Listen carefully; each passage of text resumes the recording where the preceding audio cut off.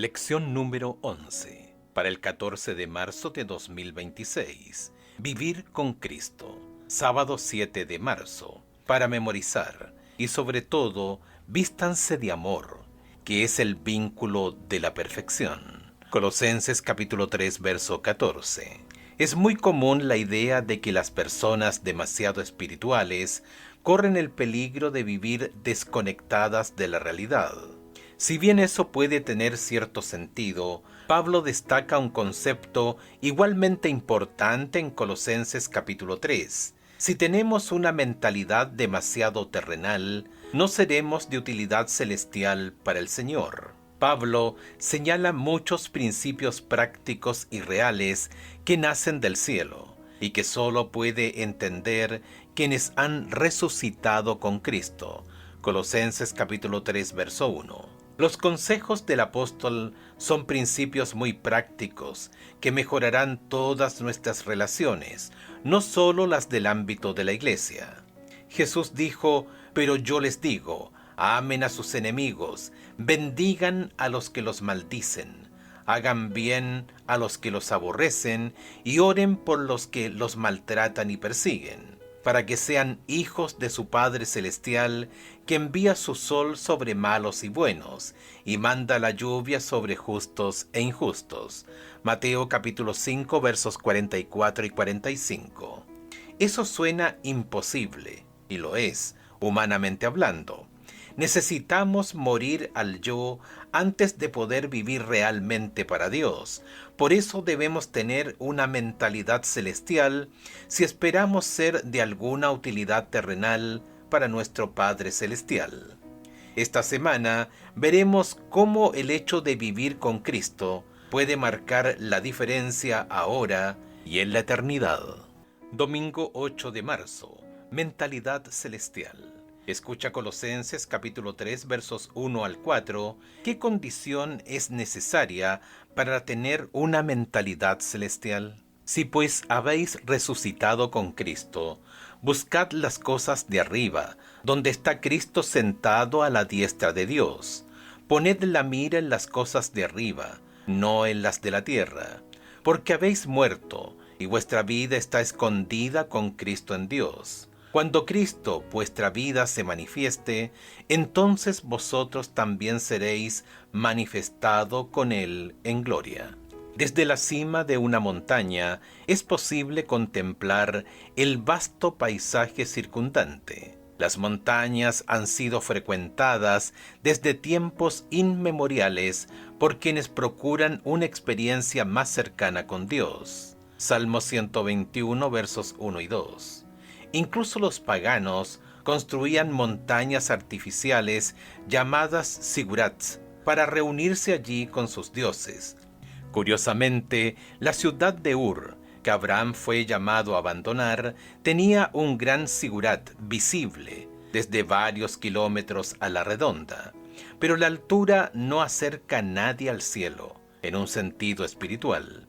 El esfuerzo humano no es suficiente para ello. Solo es posible acercarse al cielo en virtud del milagro de la gracia, por el cual morimos y resucitamos con Cristo, figuradamente mediante el bautismo. Colosenses capítulo 2, versos 12 y 13. Nótese que desde el principio de Colosenses capítulo 3 se insiste repetidamente en lo que está arriba, es decir, lo que hay en el cielo, las cosas de arriba, donde está Cristo sentado a la diestra de Dios, con Él en gloria. Colosenses capítulo 3 versos 1 al 4. Ciertamente hay muchas cosas en la vida cristiana que no tienen explicación. ¿Cómo puede alguien morir y resucitar sin haber dejado de existir literalmente? Hay muchas cosas que no tienen sentido para la mente natural, que no está dirigida por el Espíritu Santo. Pero la muerte al pecado y la resurrección con Cristo son realidades genuinas para quienes tienen una mente espiritual porque han recibido el nuevo corazón prometido por Dios. Como afirma un conocido himno: ¿me preguntas cómo sé que Él vive? Porque vive dentro de mi corazón. No obstante, Pablo prescribe estos mandamientos porque existe una necesidad constante de que la vida espiritual sea renovada. Ver 2 Corintios capítulo 4, verso 16. En efecto, podemos caer y perder la salvación y nunca estamos libres de la tentación en esta vida. Por lo tanto, debemos optar cada día por buscar, comillas, las cosas de arriba. Colosenses capítulo 3, verso 1. Nuestra vida eterna está a salvo, escondida con Cristo en Dios. Colosenses capítulo 3, verso 3. Pero la expresión externa de esa vida estará lejos de ser escondida. ¿Dónde están normalmente tus pensamientos? ¿Arriba o abajo? Si están abajo, ¿cómo puedes cambiar su ubicación? Lunes 9 de marzo. Acabemos con lo terrenal. Actualmente se escuchan muchos eslóganes. Acabemos con la guerra. Acabemos con la deforestación. Acabemos con las armas nucleares. Pero uno que probablemente nunca hayamos oído es acabemos con lo terrenal. Eso simplemente no armoniza con la sensibilidad de nuestro mundo. El problema de la mayoría de los eslóganes no es que propicien algo incorrecto, sino que son demasiado acotados o estrechos de miras desde la perspectiva de la eternidad. Nuestro enfoque debe ser eternamente más elevado. Escucha Colosenses capítulo 3, versos 5 y 6. También Romanos capítulo 6, versos 1 al 7. ¿Cómo experimentamos lo que significa estar muertos al yo y a lo terrenal y vivos para las cosas de arriba? Colosenses capítulo 3, verso 1. Colosenses capítulo 3, versos 5 y 6. Haced morir pues lo terrenal en vosotros: fornicación, impureza, pasiones desordenadas, malos deseos y avaricia, que es idolatría, cosas por las cuales la ira de Dios viene sobre los hijos de desobediencia. Romanos capítulo 6, versos 1 al 7. ¿Qué pues diremos? ¿Perseveraremos en el pecado para que la gracia abunde? En ninguna manera, porque los que hemos muerto al pecado, ¿cómo viviremos aún en él? ¿O no sabéis que todos los que hemos sido bautizados en Cristo Jesús, hemos sido bautizados en su muerte?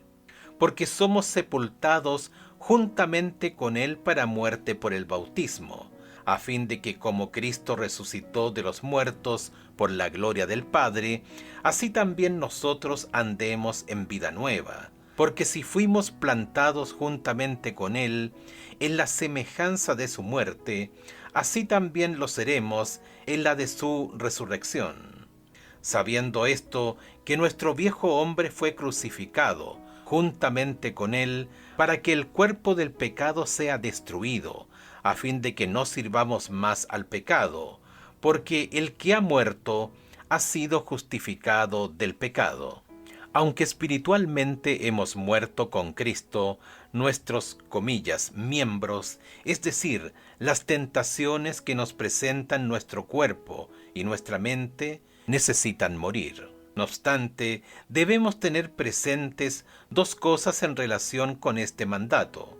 En primer lugar, la forma griega que utiliza Pablo en Colosenses, capítulo 3, verso 1, supone que hemos resucitado con Cristo. En segundo lugar, la expresión comillas por tanto indica que el mandato de Colosenses, capítulo 3, verso 5, es una consecuencia de ese hecho.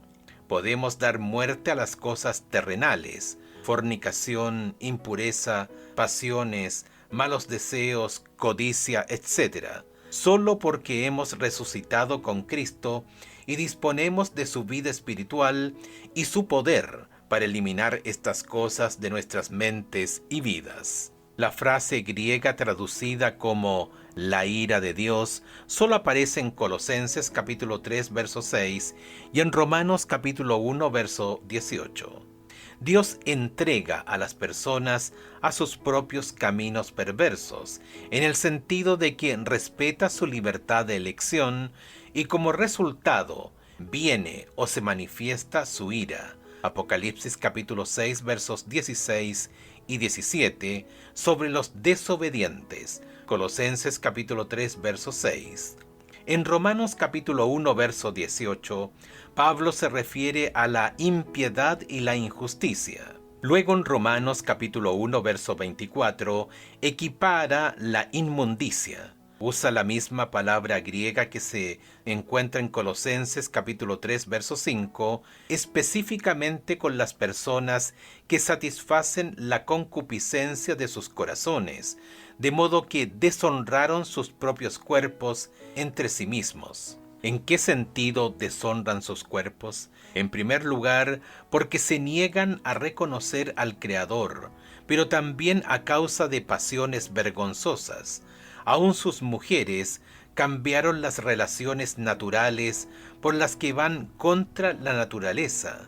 De igual modo también los hombres, dejando la relación natural con la mujer, se encendieron en sus malos deseos los unos con los otros, cometiendo infamias hombres con hombres.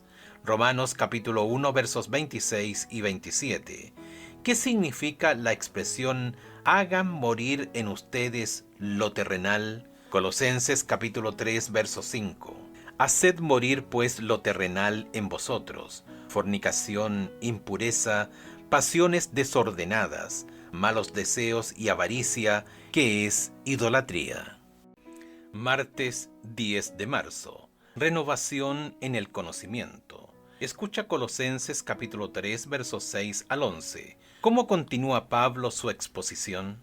Cosas por las cuales la ira de Dios viene sobre los hijos de desobediencia, en las cuales vosotros también anduvisteis en otro tiempo, cuando vivíais en ellas. Pero ahora dejad también vosotros todas estas cosas: ira, enojo, malicia, blasfemia, palabras deshonestas de vuestra boca. No mintáis los unos a los otros, habiéndoos despojado del viejo hombre con sus hechos, y revestido del nuevo, el cual conforme a la imagen del que lo creó, se va renovando hasta el conocimiento pleno, donde no hay griego ni judío, circuncisión ni incircuncisión, bárbaro ni escita, siervo ni libre, sino que Cristo es el todo y en todos. Las palabras iniciales de Colosenses capítulo 3 verso 8, pero ahora, señalan el cambio dramático y decisivo que conduce de la muerte a la vida. La palabra ahora está expresada de manera enfática en griego. Ahora, es decir, puesto que han resucitado con Cristo y buscan las cosas de arriba, la vida presente de ustedes debe mostrar un marcado contraste con su vida anterior, habiendo hecho morir lo terrenal en ustedes. Colosenses capítulo 3 verso 5, ahora dejen también ustedes todas estas cosas: ira, enojo, malicia, maledicencia, palabras groseras. Colosenses capítulo 3 verso 8. Tanto la ira como el enojo pueden describir la justa respuesta de Dios al pecado, tema tratado ayer, al igual que la de Jesús. Marcos capítulo 3 verso 5, Apocalipsis capítulo 6 verso 16. Por el contrario, se exhorta a cada uno a ser rápido para escuchar, lento para hablar, lento para enojarse, porque la ira del hombre no obra la justicia de Dios. Santiago capítulo 1 versos 19 y 20. La malicia desea la desgracia del otro. La maledicencia o calumnia tiene por objeto difamar. Pablo también condena el lenguaje abusivo y obsceno. Por último, está prohibido mentirse unos a otros. Levítico capítulo 19 versos 11 y 18. Habiéndose despojado del viejo hombre con sus prácticas. Colosenses capítulo 3 verso 9. ¿Qué quiere decir Pablo cuando contrasta el viejo hombre con el hombre nuevo? Romanos capítulo 6 verso 6. Sabiendo esto, que nuestro viejo hombre fue crucificado juntamente con él, para que el cuerpo del pecado sea destruido, a fin de que no sirvamos más al pecado. Efesios capítulo 4 versos 22 al 24. En cuanto a la pasada manera de vivir, despojaos del viejo hombre, que está viciado conforme a los deseos engañosos, y renovaos en el espíritu de vuestra mente, y vestíos del nuevo hombre, creado según Dios en la justicia y santidad de la verdad.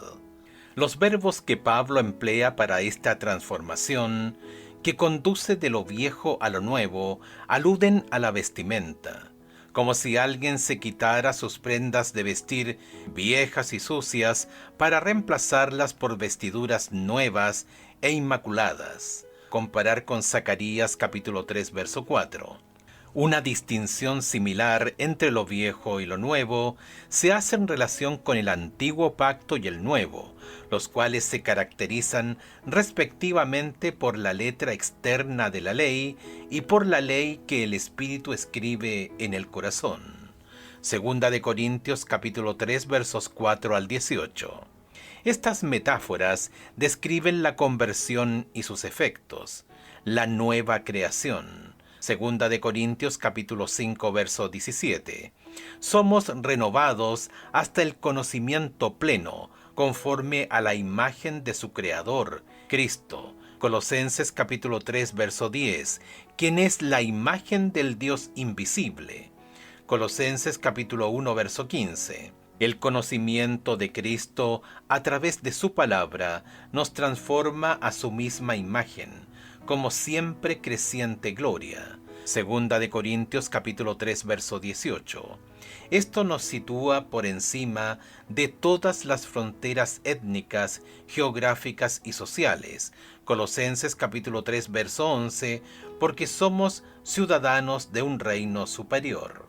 Escucha Colosenses capítulo 3 verso 11, que nos dice acerca de la unidad que debemos tener en Cristo, donde no hay griego ni judío, circuncisión ni incircuncisión, bárbaro ni escita, siervo ni libre, sino que Cristo es el todo y en todos. Miércoles 11 de marzo. El carácter de la nueva vida. Tras describir las características negativas y los malos hábitos desechados cuando venimos a Cristo, Pablo se refiere a lo positivo, como si pasara de las tinieblas a la luz.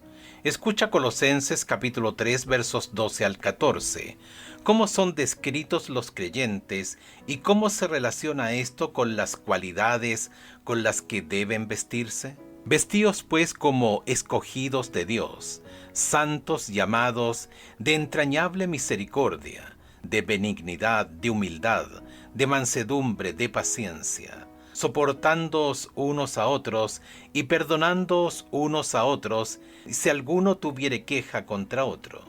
De la manera que Cristo os perdonó, así también hacedlo vosotros. Y sobre todas estas cosas, vestíos de amor, que es el vínculo perfecto.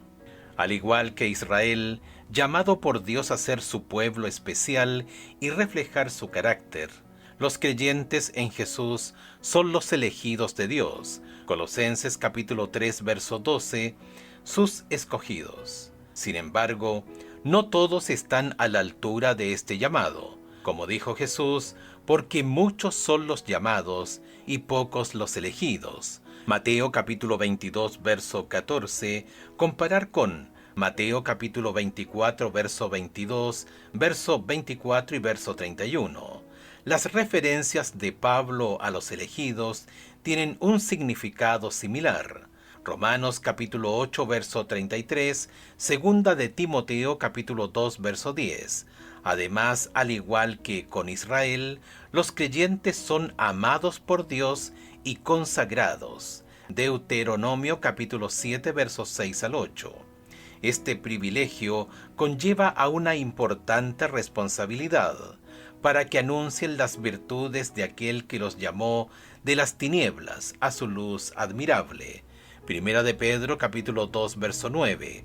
Esa proclamación consiste en el testimonio de nuestra vida. Las 8 cualidades mencionadas por Pablo son una verdadera lista: entrañable, compasión, benignidad, humildad, mansedumbre y tolerancia.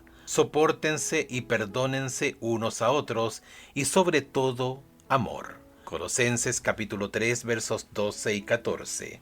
Estas cualidades solo pueden surgir de un corazón unido a Cristo, pues describen su carácter y la manera en que nos ha tratado. Debemos perdonar a los demás de la manera que Cristo nos perdonó. Verso 13. El amor es el vínculo de la perfección. Verso 14. Pues su amor por nosotros nos une a Él y nos permite amar verdaderamente a los demás. Primera de Juan capítulo 4, versos 11 y 12. Estas cualidades influyen en nuestras relaciones de dos maneras. En primer lugar, el hecho de mostrar amor, misericordia, bondad y perdón a los demás resulta una bendición, tanto para nosotros como para ellos. Amar a las personas y ser una bendición para ellas es algo muy gratificante. Normalmente, las personas nos responderán con amabilidad y seguiremos disfrutando de la misericordia y el perdón de Dios. Mateo capítulo 5, verso 7, capítulo 6, verso 14. En segundo lugar, y más importante aún, una conducta tal glorifica a Dios y puede animar a otros a creer y seguir a Jesús, pues muestra el poder de la gracia divina. Ninguna otra influencia que pueda rodear al alma humana ejerce tanto poder sobre ella como la de una vida abnegada. El argumento más poderoso en favor del Evangelio es un cristiano amante y amable. Ellen White, El Ministerio de Curación, Florida Access 2008, página 372 y 373. ¿Cuán bien representa a Jesús tu manera de tratar a los demás, especialmente a quienes son tal vez descorteses contigo? Jueves 12 de marzo. Viviendo la nueva vida. La preocupación de Pablo por la paz y la armonía en la iglesia se observa claramente en los últimos versículos de Colosenses capítulo 3. Ya hemos examinado con cierto detalle la paz de Dios.